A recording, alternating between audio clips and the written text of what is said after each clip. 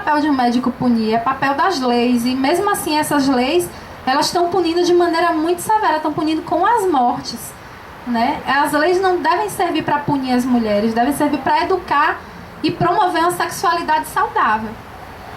E o que está acontecendo são mortes de mulheres, né? Elas são muitas vezes denunciadas por profissionais de saúde. A maioria são médicos que fazem essas denúncias, já são presas logo no hospital. E esses profissionais têm descumprido essas leis, né? Leis federais, descumprindo o código de ética, que é quebrar o sigilo da paciente. Agora, recentemente, em São Bernardo, teve uma mulher que foi denunciada por ter abortado. O médico está sendo investigado e provavelmente será cassado o seu registro, né? Porque o médico não pode fazer esse tipo de denúncia. Está em todos os manuais de atenção ao abortamento, né? Ao quadro de abortamento, ou seja, a mulher que já chegou no hospital com aquele quadro, que não tem mais como reverter, que está precisando cuidar da saúde, senão vai morrer.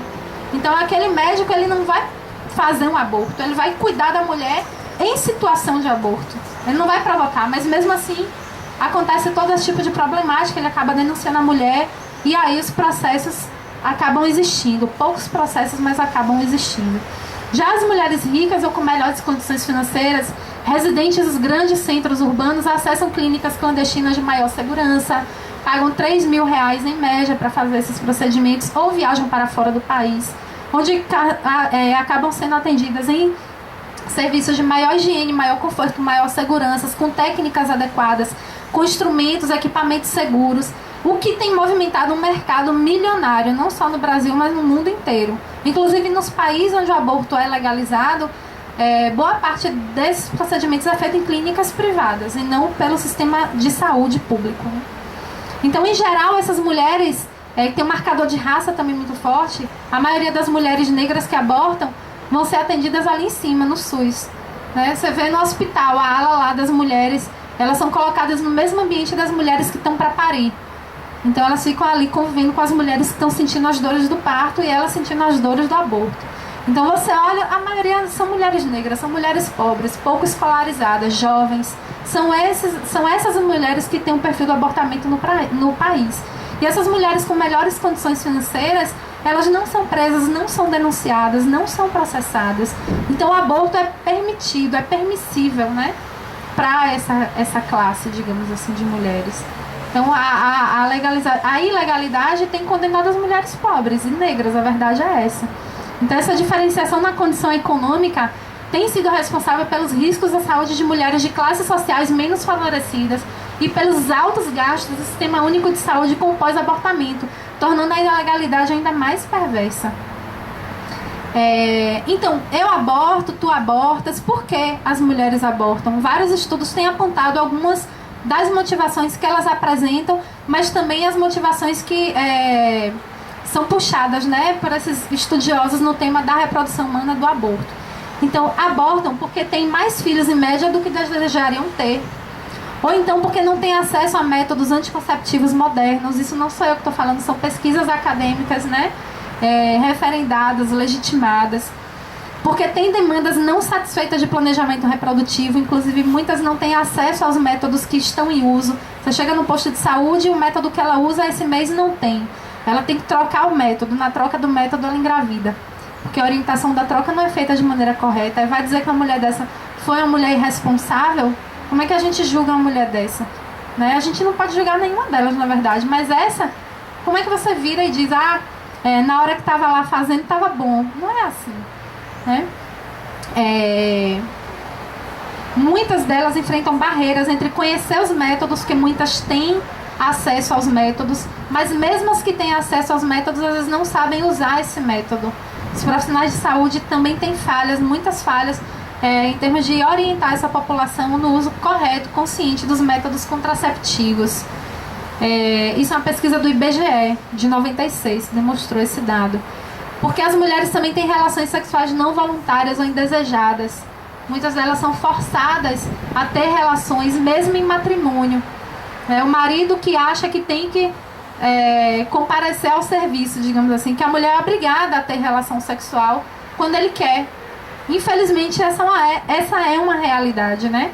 As mulheres que não podem decidir sobre sua sexualidade. E essas relações não voluntárias ou não desejadas podem ser e geralmente são caracterizadas por violência sexual, coerção nas relações sexuais ou gravidez forçada.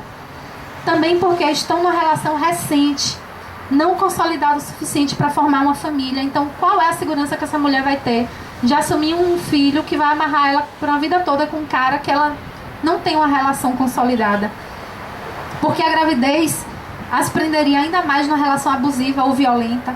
Muitas vezes é muito alta a relação entre violência e aborto, né? Violência doméstica e aborto.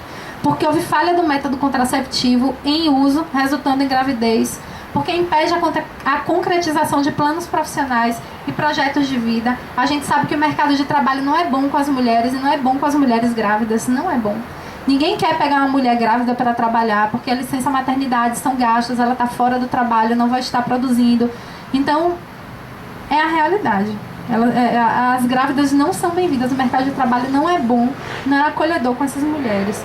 Porque essas mulheres muitas vezes sofrem violência doméstica ou têm medo de sofrer agressões do companheiro, familiares ao noticiar a gravidez. Então, como é que vai ter um filho quando ela sofre violência doméstica? Expor aquele filho à violência que ela já vive. Ou ser vítima de violência quando contar para o cara que ela está grávida e o cara não quer, né? Mas mesmo assim, muitas vezes obriga a ter relações sem preservativo. Muitas vezes ela não tem condições financeiras de arcar com mais uma gravidez. Às vezes ela necessita trabalhar em mercado, né? Como eu falei, rejeita as mulheres grávidas, porque o parceiro da gestação a abandonou ou não dará suporte financeiro, econômico, emocional e muito menos participará da criação dos futuros filhos.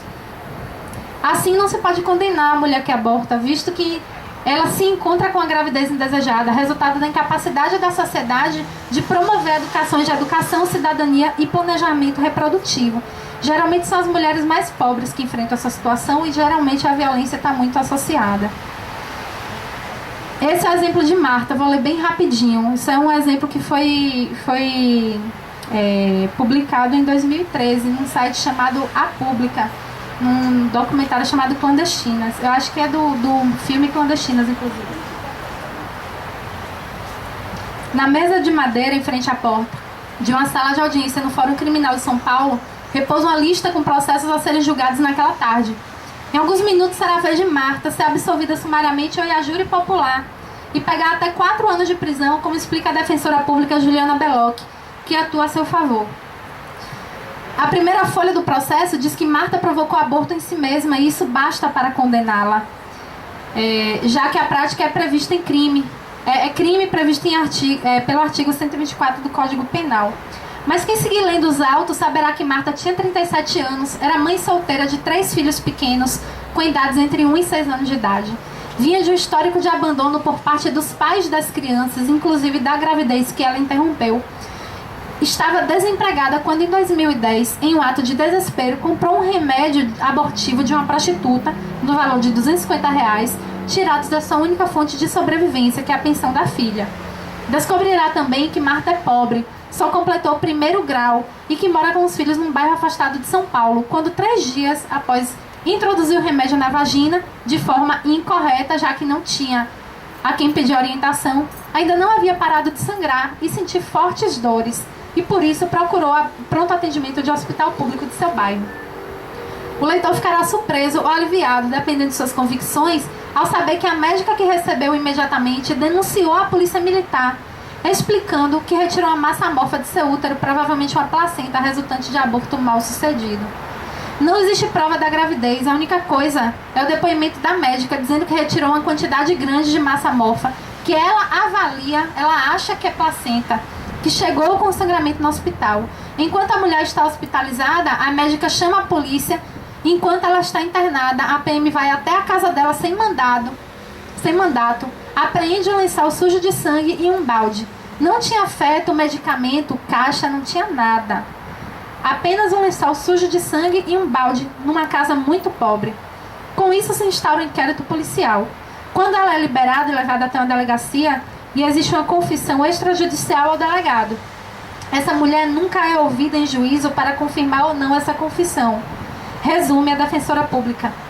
Marta aceitou assinar a confissão para obter a suspensão condicional do processo, pois ela era réu primária e não responde por outro processo criminal. Então o juiz só determinou que ela deveria ter algumas condições, como comparecer em juízo para atualizar endereço, justificar ocupação lícita, prestar serviços à comunidade. Mas Marta não cumpriu essas condições e o processo seguiu em curso. Quando pergunto à defensora se ela acredita que a mulher possa ir realmente a júri popular, ela diz que nunca viu isso acontecer, mas que não é impossível. Explica que pretende mostrar ao juiz que o processo é marcado por violações, como a falta de provas, já que não há feto, o testemunho extraoficial, porque ela não chegou a ser ouvida em juízo, a denúncia feita por uma médica que quebrou o sigilo de sua relação com a paciente, as buscas sem mandato, a falta de uma perícia, de um exame de corpo de delito. As mulheres costumam assinar a confissão porque chegam muito fragilizadas e querem se livrar daquilo o mais rápido possível. Os casos que chegam para nós são bem parecidos: mulheres pobres, sozinhas, com filhos, sem antecedentes criminais, que praticam aborto inseguro num momento de desespero e que são denunciadas por profissionais que as atendem nos hospitais públicos. Os companheiros não existem nem aparecem seus nomes nos processos, diz a defensora. Como Marta está desaparecida, a audiência aconteceria sem sua presença, mas foi adiada porque a médica, a única testemunha de acusação, estava de férias. Marta ali é um número, um crime que será julgado em alguns meses. Mas também é uma em 1 milhão de mulheres que, apesar da lei, da religião, da sua opinião pessoal, buscam o aborto clandestino no Brasil todos os anos. Com sorte, fugiria da pior estatística, a de que a prática insegura mata uma mulher a cada 2 dias no país e a 5ª causa de morte materna. Então, Marta foi a exceção que confirma a regra, né?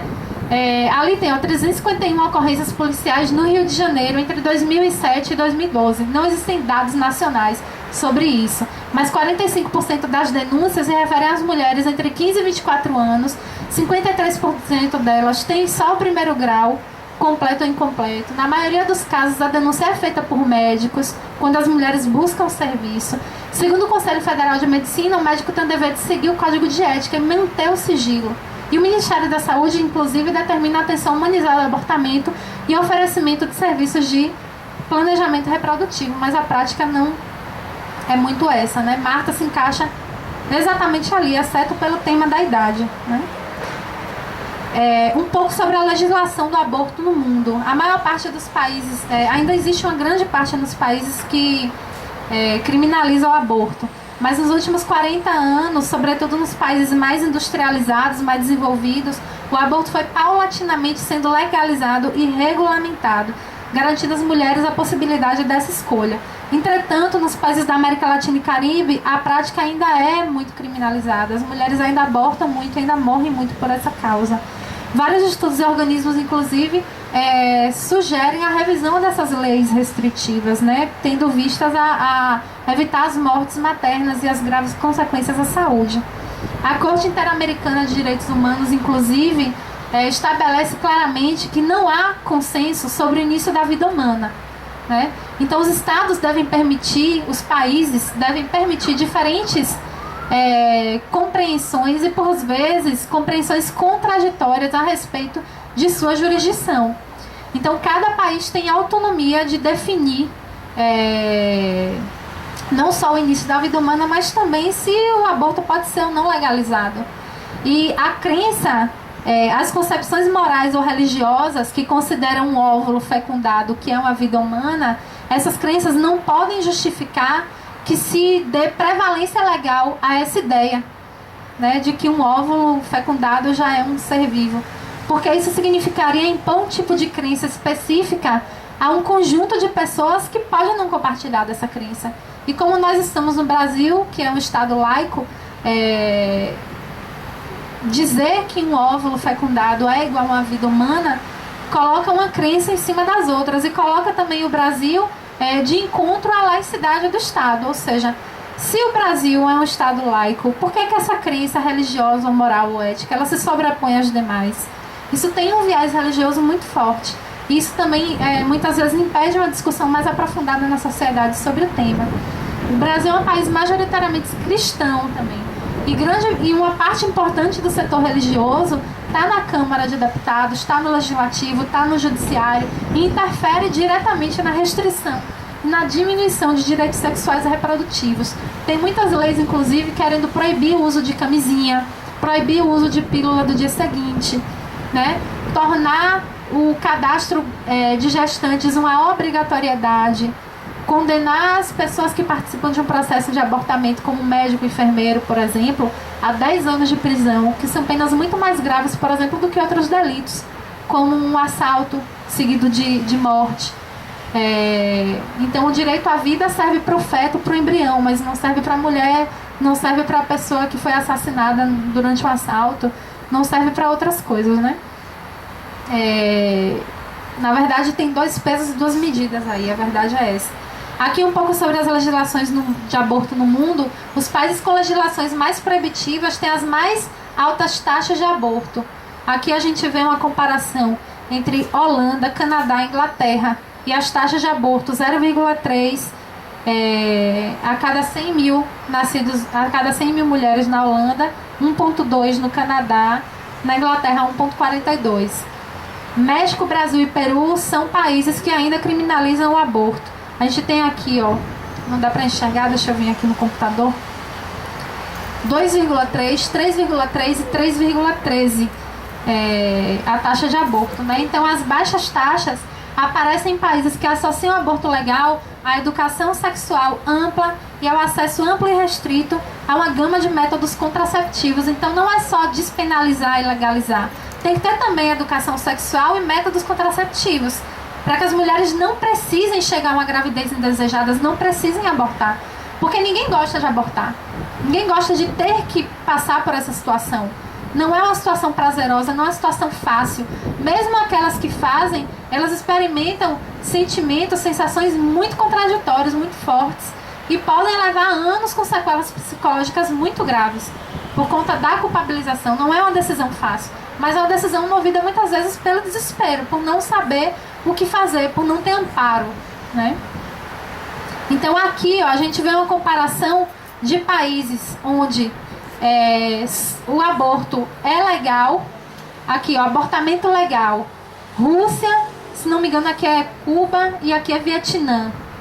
A gente tem altas taxas de aborto em países que o aborto é legalizado, apenas legalizado, sem política de educação sexual, sem política de distribuição de métodos contraceptivos. Aqui a gente tem os países onde o aborto é ilegal ou com leis muito restritivas ao seu acesso. México, Brasil e Peru. Aqui, ó, alto também. Aqui a gente tem os países onde o aborto é legalizado e onde existe uma política efetiva de educação sexual, de direitos sexuais e reprodutivos, de acesso ao aborto legal, mas também de educação e distribuição de métodos. A diferença é muito grande. De fato, a permissividade, a descriminalização junto com essas políticas de educação e de distribuição de métodos é efetiva para evitar os abortamentos. Aqui novamente o mapa, você vê que aqueles países mais restritivos, se concentram naqueles países ali que a gente já falou. 86% dos abortos foram realizados em países em desenvolvimento. 90% dos abortos na Europa são seguros. E na América Latina, 95% são inseguros. É totalmente antagônico, né? Vou trazer aqui rapidamente o exemplo do Uruguai, que descriminalizou o aborto em 2012 sob alguns critérios, 12ª semana de gestação, somente com o consentimento da mulher, ou então até a 14ª semana de gestação, se em caso de estupro, São, desde a primeira consulta até o procedimento, há um espaço de 5 dias para que ela possa refletir, pensar um pouco melhor, ser acolhida por uma equipe de psicólogos, de assistentes sociais. E dessas mulheres que procuram serviço de aborto legal, 6,3% desistem nesse processo, Elas levam a gravidez adiante. Mas das que não levam a gravidez e desejam realmente interromper, são a maioria. Geralmente elas já procuram um serviço de aborto legal muito já certas do que elas querem, que elas querem interromper a gravidez. Então 41% desses interrompimentos têm sido feitos na rede pública, 59% na rede privada, com a maioria ainda na capital. Ainda tem uma resistência muito grande nas cidades do interior, nas províncias mais do interior do Uruguai. Os motivos alegados pelas mulheres, sendo que quase 20% são adolescentes e o restante, 80%, são adultas.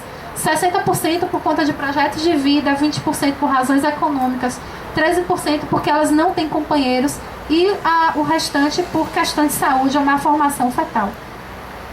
Então, dados oficiais indicam quedas vertiginosas. 29 mil menos abortos no Uruguai, de maio de 2012, dezembro de 2012, até novembro de 2013. Nenhuma morte materna registrada. Nenhuma mulher mais morre por aborto no Uruguai. Nenhuma. São dados oficiais do próprio governo, né? Uma queda de 33 mil para 4 mil abortos ao ano. Então, a legalização também está associada a políticas públicas de educação sexual e reprodutiva, planejamento familiar, métodos contraceptivos e atendimento integral à saúde. Mas ainda tem muitas resistências, né? Objeção de consciência, que é o profissional que se recusa a fazer por conta de suas convicções pessoais, um alto índice, tentativas da oposição de revogar a lei. A população como um todo, inclusive, ela não concordava com o aborto. Se perguntasse para a maioria das pessoas, elas eram contra o aborto. Mas o Estado parte do princípio não só da laicidade, mas também de observar o problema do aborto como um problema de saúde pública que estava matando as mulheres em idade fértil no Uruguai. No Brasil é muito restrito ainda. A gente ainda convive com a situação de não cumprimento das políticas de saúde sexual e reprodutiva, dificuldade de acesso aos serviços, aos métodos, outras condições de suporte às mulheres como emprego, moradia, segurança, transporte, educação, creche pública. Então, isso impede a autonomia e a escolha plena das mulheres sobre a sua maternidade. No Brasil, a posição oficial do Ministério da Saúde é de que o aborto é um problema de saúde pública. Já tem normas técnicas que cuidam sobre isso. O Conselho Federal de Medicina, inclusive, defende a descriminalização do aborto. E a 13ª Conferência Nacional de Saúde defenderia. Mas a pressão dos setores religiosos acabou impedindo o reconhecimento em Conferência Nacional de Saúde, o que não impede dele ser de fato um problema, porque ele é um problema, a gente viu, né? A formação acadêmica dos profissionais ainda é muito falha no tema da qualificação ao atendimento de mulheres em situação de aborto, ainda é muito forte o peso do eixo materno-infantil da mulher, que é aquele ciclo, né? Menstruação, parto, amamentação, climatério, e o aborto fica sempre de lado. Ele não é muito bem ensinado nas universidades, né? Ele não é muito priorizado. E as mulheres que abortam são atendidas ainda em maternidades. É uma falha muito grande do serviço público de saúde. Ela deveria ser atendida num hospital, né? Não num centro obstétrico ou numa maternidade. Deveria ser atendida... deveria ter atendimento ao aborto também em hospitais gerais, para que elas não precisem conviver com as mulheres que estão parindo, né, que estão ganhando bebê. Nos Estados Unidos e outros países onde o aborto já é regulamentado, elas não convivem com aborto espontâneo, por exemplo. Elas não vão para a maternidade, elas vão para um hospital geral, elas não vão para a maternidade. Então, essas mulheres que buscam a maternidade são muito encaradas pelos profissionais como antimães, são alvo de um não cuidado, de uma postergação do cuidado, são obrigadas a conviver com essas parturientes e com seus bebês, né? E mesmo quando o aborto é permitido, as mulheres ainda têm dificuldade de acesso. No Brasil, somente 64 hospitais ou serviços são reconhecidos como qualificados para abortamentos previstos em lei. Então, ali, dos 800 municípios que participaram de uma pesquisa sobre aborto legal, 90% dizem ter, sobre atendimento à vítima de violência sexual, 90% dizem que tem esse atendimento nas suas cidades, mas a metade não oferece contracepção de emergência, não tem pílula do dia seguinte. Aí 30% já diz de cara, não, a gente não faz a interrupção da gravidez, mesmo em caso de estupro. 6% se recusou a falar do assunto. E dos que fazem, daquela parcela pequena que faz, só 1,9% tinham feito uma interrupção voluntária da gravidez nos últimos 2 anos. Então as mulheres não têm tendo acesso nem ao serviço de aborto legal no caso de estupro, no caso de violência sexual, né?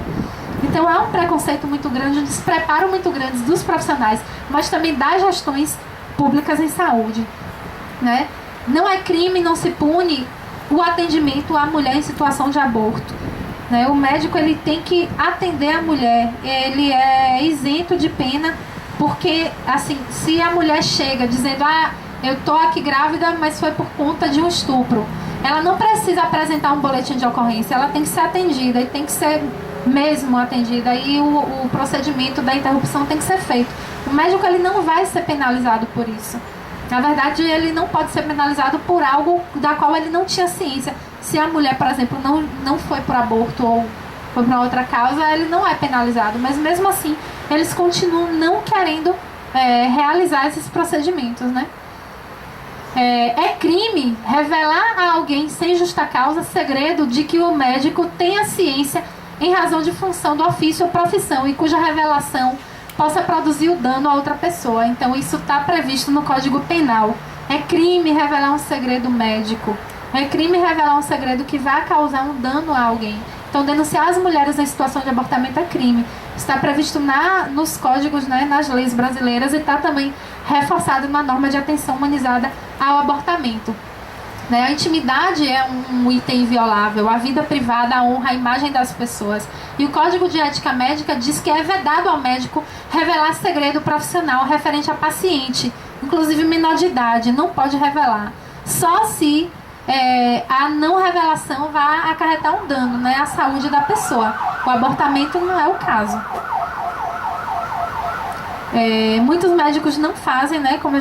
Ele tem o direito de não querer fazer uma interrupção voluntária, não querer fazer algum procedimento, mas se tiver um outro colega que faça, não pode se negar num caso de urgência, né? Ele é direito recusar a realização de algum ato médico que, embora permitido por lei, seja contrário aos ditames da sua consciência, mas ele não pode descumprir a legislação específica no caso de transplante, de esterilização, fecundação e também nos casos de aborto. Ele não pode, é vedado a ele, né, pelo Conselho de Ética Médica.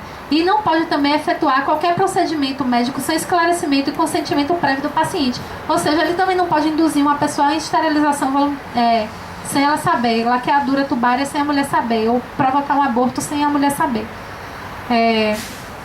Então aqui, não cabe objeção de consciência em caso de necessidade de aborto por risco de vida, em qualquer situação juridicamente permitida e no atendimento de complicações no caso de urgência, né? E no caso de omissão, os médicos podem sim ser responsabilizados civil e criminalmente pela morte de mulheres ou pelos danos físicos e mentais. Aqui tem um documentário muito interessante sobre a dificuldade do acesso também às mulheres ao aborto legal no caso de feto anencéfalo, o nome é Uma História Severina. A mulher ficou muito tempo procurando um serviço de atendimento. A liminar que permitia, em 2004, o aborto de feto anencéfalo foi derrubada e ela acabou tendo que ter o bebê anencéfalo, que é uma gestação altamente arriscada, e algumas horas depois enterrar o bebê, né? Porque ele, claro, não ia sobreviver, porque um bebê não pode sobreviver sem um cérebro. Então, é uma situação de violência que não se justifica. A burocracia empurra essas situações de violência. E o horizonte é de retrocessos, infelizmente. Há em curso uma grande ofensiva político-religiosa para criminalizar totalmente o aborto no Brasil e reduzir os escassos direitos sexuais e reprodutivos, e também no sentido das opressões, de voltar atrás no reconhecimento da união homoafetiva, de voltar atrás no reconhecimento do racismo como crime, de voltar atrás de diversas conquistas que setores mais oprimidos já tiveram. O Congresso, que foi eleito agora em 2014, é o mais conservador desde 1964. É um Congresso com o maior número de ruralistas, ou seja, aqueles que defendem o setor do agronegócio, que estão em choque com comunidades rurais, que estão em choque e impedem a reforma agrária, né? Policiais e militares, teve um aumento de 30% do número de deputados, né, desse setor. Muitos setores reacionários de ultradireita, o setor religioso também muito presente. E Eduardo Cunha, né, do PMDB do Rio de Janeiro, presidente da Câmara de Deputados, que entraria, caso, digamos que tem um impeachment, um golpe no Brasil, digamos, né, a possibilidade, na minha opinião, é muito baixa, mas digamos que tenha. Se o vice não assume, assume ele. Assume ele. E ele falou muito em alto e bom som: aborto e regulação da mídia só por cima do meu cadáver. Regulação da mídia. Enquanto isso, ele samba no cadáver de milhares de mulheres que morrem por aborto ao ano no Brasil. Outros projetos do Eduardo Cunha: aborto considerado crime hediondo, 10 anos de prisão para médicos que realizem aborto, proibição da pílula do dia seguinte. Nesse nível. Dilma também não está diferente, né? Infelizmente, a mulher foi eleita e essa mulher não tem atuado em prol das mulheres trabalhadoras, em muitos casos, né?